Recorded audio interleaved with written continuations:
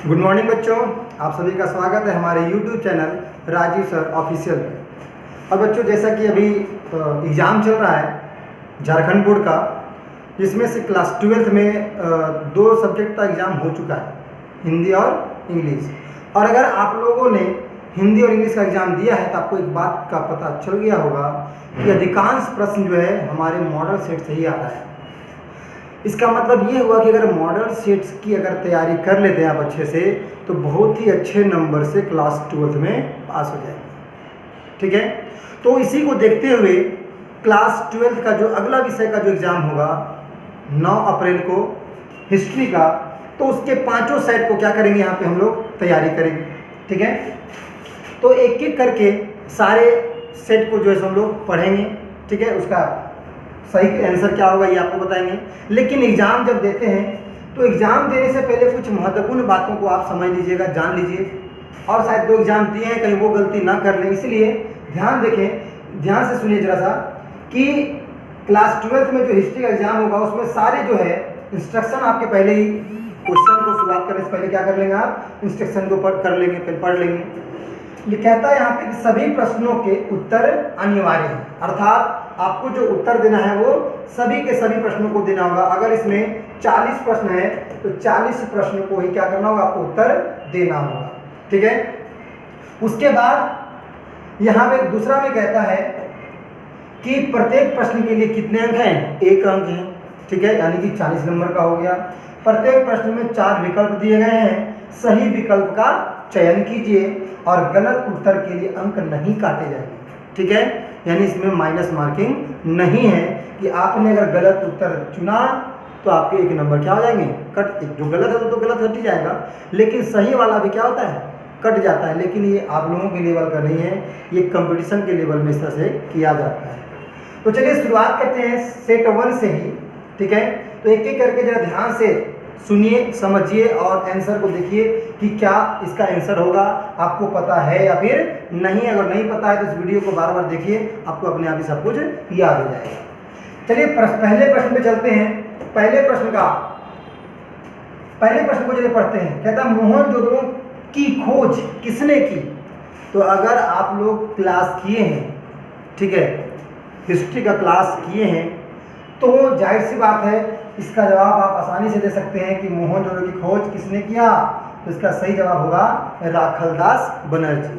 क्या होगा, राखलदास बनर्जी। दूसरा प्रश्न में आ जाओ, डॉकयार्ड यानी कि गोदीवाड़ा। गोदीवाड़ा का अवशेष किस नगर से प्राप्त हुआ। तो गोदीवाड़ा क्या होता है, बंदरगाह को कहते हैं गोदीवाड़ा। क्या कहते हैं उसको, बंदरगाह को। Option A Mohenjodaro, B Harappa, C Rakhigarh या डी लोथल। तो इसका सही जवाब होगा लोथल। लोथल कहाँ है, गुजरात राज्य में है और बिल्कुल समुद्र के किनारे में है। तो समुद्र के किनारे वाले राज्यों में क्या होता है, बंदरगाह की सुविधा होती है, इसलिए लोथल जो है, गोदीवाड़ा जो है, उसका अवशेष कहाँ से मिला, हमें लोथल से मिला। ठीक है, ध्यान रखिएगा। तीसरा प्रश्न यहाँ पे कहता है मौर्य वंश के अंतिम शासक कौन थे। मौर्य वंश के अंतिम शासक कौन थे, यानी कि आपको पता होगा कि प्रथम शासक यानी मौर्य साम्राज्य की स्थापना करने वाले कौन है, चंद्रगुप्त मौर्य है। ठीक है, चंद्रगुप्त मौर्य है, क्या मौर्य साम्राज्य की स्थापना करने वाले। लेकिन इसके बाद इनका बेटा होता है शासक कौन, बिंदुसार। फिर बिंदुसार के बाद उसका बेटा होता है अशोक। ठीक है, तो सोचिए कि पहले नंबर पे राजा ये बना, दूसरे पे ये बना, तीसरे पे ये बना, तो आपके पास ऑप्शन में बचा क्या, बृहद्रथ, यानी ये अंतिम राजा था। और ऐसा नहीं कि 1 2 3 उसके बाद 4 लास्ट हो गया, नहीं, 3 के बाद भी और बहुत सारे राजा बने, लेकिन बृहद्रथ जो थे ये मौर्य वंश के अंतिम शासक थे। इसका मतलब ये हुआ क्वेश्चन नंबर 3 का आंसर क्या होगा, आंसर बी। क्वेश्चन 4 में चलते हैं। लिखा है अर्थशास्त्र के रचयिता कौन थे। तो अर्थशास्त्र के रचयिता मैगनीज होगा क्या, नहीं, बिल्कुल भी नहीं होगा, क्योंकि इन्होंने इंडिका की रचना किया था। कौटिल्य इसका सही जवाब। कौटिल्य क्या होगा इसका सही जवाब। देखिए कौटिल्य को ही कहते हैं चाणक्य। बहुत से बच्चों को पता होगा कि अर्थशास्त्र की रचयिता किसने किया, चाणक्य ने किया, लेकिन चाणक्य को ही क्या कहा जाता था, कौटिल्य। तो इसका आंसर क्या होगा, क्वेश्चन नंबर 4 का बी।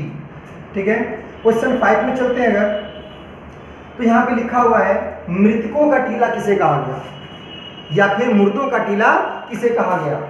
तो मुर्दों का टीला कहा गया मोहनजोदड़ो को। मोहनजोदड़ो एक सिंधी भाषा का शब्द है जिसका शाब्दिक अर्थ क्या होता है, मृतकों का टीला। तो क्वेश्चन नंबर 5 का आंसर क्या हो गया, आंसर नंबर बी। क्वेश्चन अगला देखते हैं, क्वेश्चन नंबर 6 कहता है हड़प्पा नगर की खोज किस वर्ष हुई। तो सबसे पहले हड़प्पा की खोज किया गया, हड़प्पा सभ्यता के अनुसार देखें तो सबसे पहले जो खोज किया गया हड़प्पा का, उसका सही जवाब क्या है, 1921 में हड़प्पा की खोज की गई, हड़प्पा नगर की। अगला प्रश्न, सिंधु घाटी सभ्यता में नृत्य करती हुई लड़की की मूर्ति किस स्थान से प्राप्त हुई। बताइए, नृत्य करती हुई लड़की की मूर्ति जो है वो किस स्थान से प्राप्त हुई। इसका सही जवाब क्या होगा, बताइए आप लोग। इसका सही जवाब होगा मोहनजोदड़ो। इसका सही जवाब क्या होगा, मोहनजोदड़ो। तो मोहनजोदड़ो से क्या मिला था, नृत्य करती हुई लड़की की मूर्ति मिला था। ठीक है, अगला प्रश्न में आ जाओ, मौर्य साम्राज्य की स्थापना किसने की। मौर्य साम्राज्य की स्थापना किसने की। अभी अभी मैंने आपको बताया था कि मौर्य साम्राज्य के अंतिम शासक कौन थे, बृहद्रथ। उसी क्वेश्चन में मैंने बताया कि मौर्य साम्राज्य की स्थापना किसने किया था, तो उसकी स्थापना किया था चंद्रगुप्त मौर्य ने। तो आंसर नंबर कितना होगा, बी। क्वेश्चन नंबर 9 में देखते हैं, मौर्य साम्राज्य में प्रचलित मुद्रा का नाम क्या था। तो मौर्य साम्राज्य में प्रचलित मुद्रा का नाम था पन, ऑप्शन ए। अगला प्रश्न, मुद्रा राक्षस लेखक निम्न में से कौन थे। तो मुद्रा राक्षस जो ग्रंथ लिखा गया है उसके लेखक कौन थे, विशाख दत्त, यानी कि ऑप्शन डी। आगे चलते हैं एक एक करके। क्वेश्चन नंबर 11, निम्नलिखित में से कौन मौर्य वंश का शासक नहीं है। तो देखिए ध्यान से, एक कहता है बिंदुसार, बिल्कुल था। अशोक बिल्कुल, चंद्रगुप्त मौर्य बिल्कुल। ये तीनों के तीनों क्या थे, मौर्य साम्राज्य के शासक थे। इसका मतलब कि मौर्य साम्राज्य के शासक कौन नहीं था, तो अजातशत्रु सही आंसर होगा। अजातशत्रु मौर्य वंश के शासक नहीं थे, बल्कि ये हर्यक वंश के शासक थे। ठीक है, आगे बढ़ते हैं। क्वेश्चन नंबर 12, मौर्य वंश ने, चंद्रगुप्त मौर्य ने सेल्यूकस को कब पराजित किया। तो चंद्रगुप्त मौर्य ने सेल्यूकस को 173 बीसी में पराजित किया था। कब, 173 ईसा पूर्व में। इसका सही जवाब ऑप्शन सी। क्वेश्चन नंबर 13 देखते हैं, क्या कहता है, अमरावती स्तूप किस राज्य में स्थित है।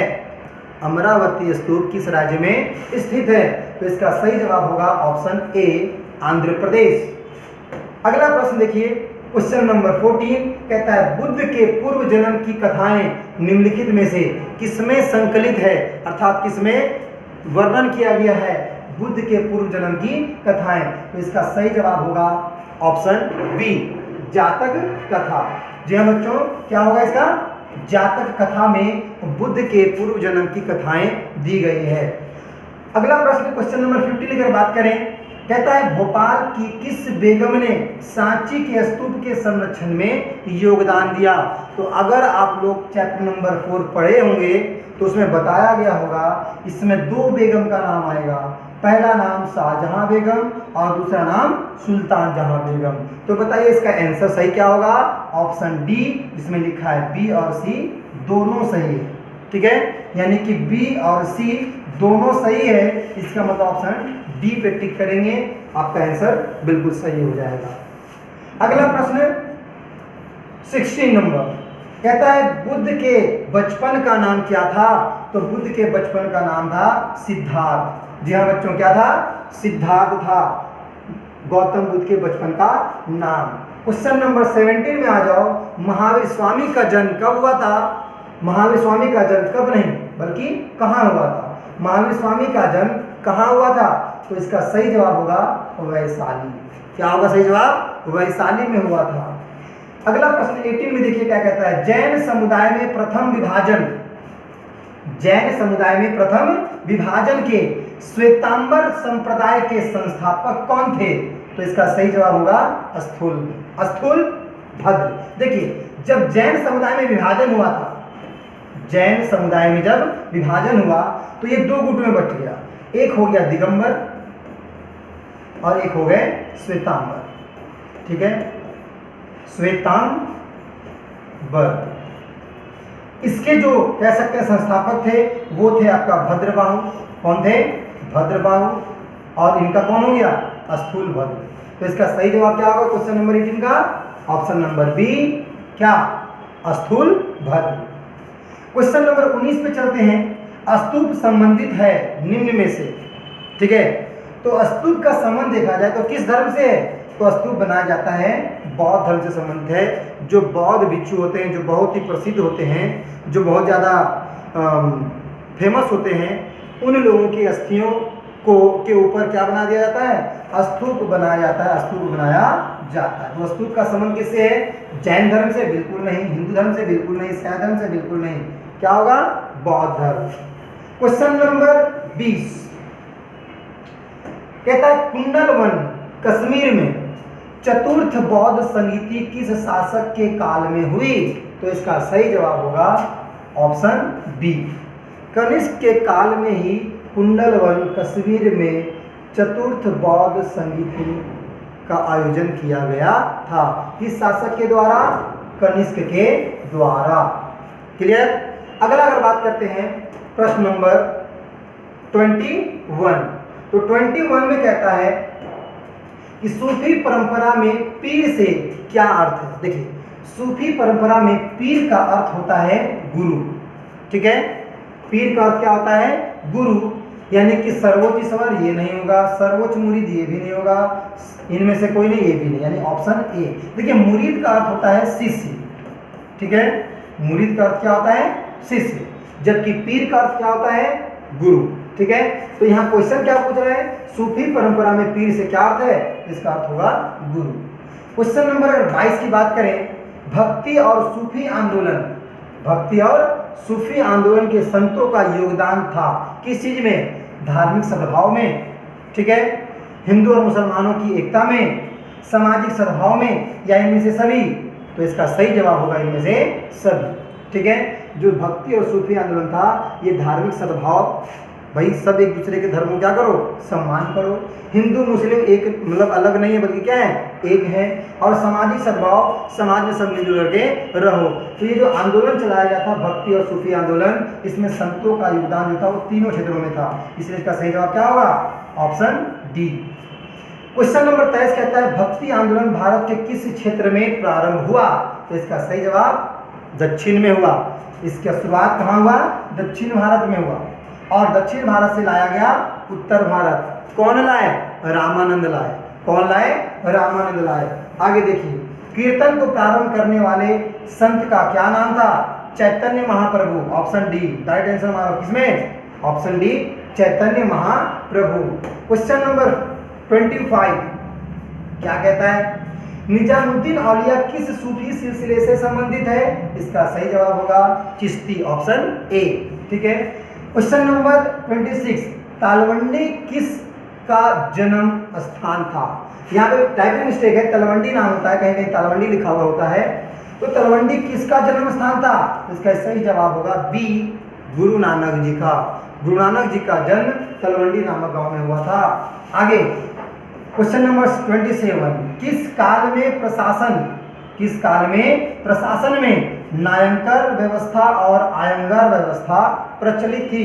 तो इसका सही जवाब होगा संगम काल, चोल काल, राष्ट्रकूट काल या विजयनगर। इसका सही जवाब होगा विजयनगर, यानी कि ऑप्शन बी।